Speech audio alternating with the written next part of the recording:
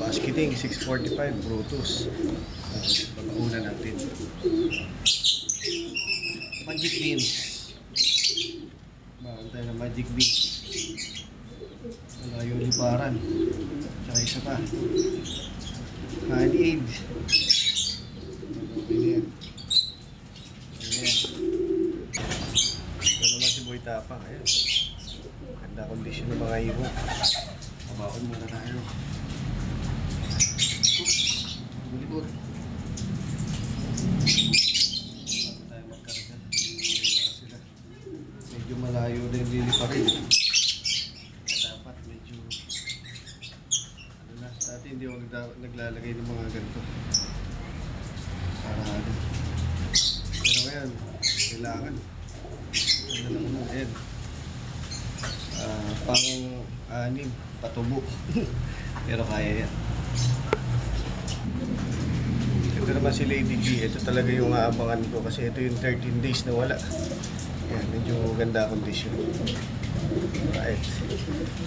Kaya maitlog ngayon. Tingnan natin ito bukas kung uuwi agad. Okay.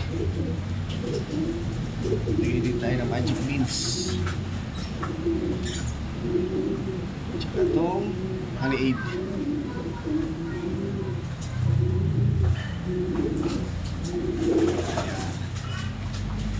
Maliligo lang tapos pupunta sa loadingan. Ano na ngayon, 6:30 na ng gabi. So mga 7 o'clock nasa loading tayo, loading station. Yan, good luck. Kabiyahe na papuntang Maya pa. Teka lang, ayusin ko lang yung aking lagayan. Ayan, dyan muna kayo. Ang dilim. Ayan, para hindi mag-awa. You just have to answer it.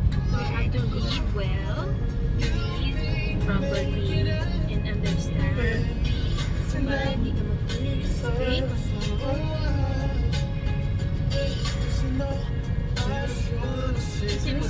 Loading. Kakarga na ako. Go, go, go. Lalakad tayo. Yan. Mga ibon.